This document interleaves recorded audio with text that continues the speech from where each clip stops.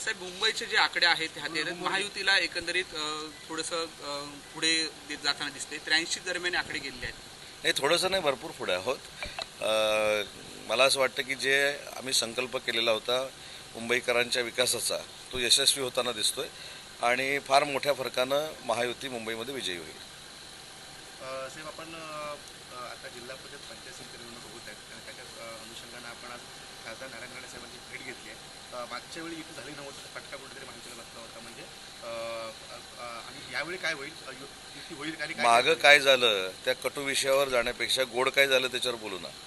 त्याच्यामुळे राणेसाहेबांना शिवसेनेचे सगळे पदाधिकारी आम्ही भेटलो. निलेशजींची या संदर्भामध्ये चर्चा झाली. निलेशजी देखील दुपारी या ठिकाणी दाखल होत आहेत. माझी स्वतः पालकमंत्री नितेशजीं देखील चर्चा झाली होती नितेशजींची. आणि आमचे पक्षाचे प्रमुख आहेत एकनाथ शिंदे साहेबांच्या परवानगीनं मी इथं आलो होतो.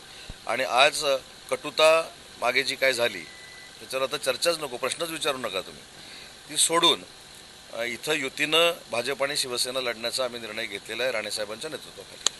साहेब, महायुतीच्या माध्यमातून आपण राणेसाहेबांच्या नेतृत्वाखाली सिंधुदुर्ग जिल्ह्यामध्ये झडपी पंचायत समिती लढणार आहात. बंडखोरी दोन्हीकडनं होऊ शकते, शिवसेनेत सुद्धा आणि भाजपामध्ये सुद्धा. यावर बंडखोरी झाली तर राणेसाहेबांच्या नेतृत्वाखाली बंडखोरांना कसं समजवायचं ते आम्हाला माहिती आहे. युतीचा फॉर्म्युला काय ठरला आहे काय? आता फॉर्म्युल्याच्या संदर्भात मी सांगितलं की सावंतवाडीमध्ये स्वतः दीपकभाई केसरकर हे आमदार आहेत. त्याच्यामुळे दीपकभाई केसरकर, आमचे जिल्हा प्रमुख संजूजी परब, मनीष दळवी, ही जी टीम आहे भाजप आणि शिवसेनेची, ती एकत्र बसून निर्णय घेईल. निलेशजींचा स्वतःचा मतदारसंघ कुडाळ मालवण आहे. त्याच्यामुळे दत्ता सामंत साहेब जिल्हा प्रमुख आता होते, ते आणि निलेशजी बसून निर्णय घेतील. आणि कणकवलीच्या बाबतीमध्ये देखील दादांच्या समोर नितेशजी, निलेशजी, दत्ता सामंत आणि संजय आंग्रे असे बसून निर्णय घेतील. पण कुठेही कटुता निर्माण होणार नाही याची पूर्ण दक्षता घेऊ.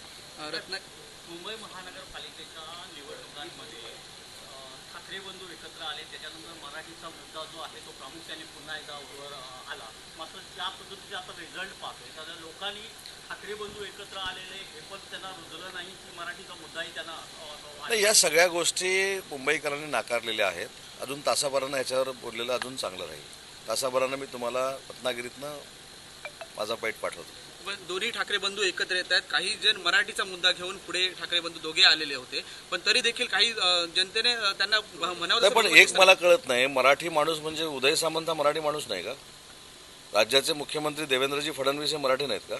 माननीय एकनाथ शिंदे साहेब हे मराठी नाहीत का? म्हणजे हे म्हणजेच मराठी असं नाही आहे आणि हेच म्हणजे मराठीची अस्मिता असं नाही आहे.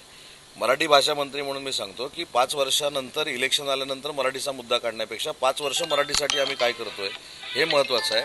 आणि मला जर विचारलं की मराठीसाठी आम्ही काय करतोय महायुती म्हणून, तर 1 वर्षात मराठी भाषेसाठी आणि मराठी माणसासाठी जगभरामध्ये काय केलं हे मी सांगू शकतो. ठाकरेंनी मराठी माणसासाठी काही केलं नाही असं म्हणत मी असं कुठं म्हटलं? हे तुम्ही म्हटलं, मुंबईचा मी असं म्हटलंच नाही.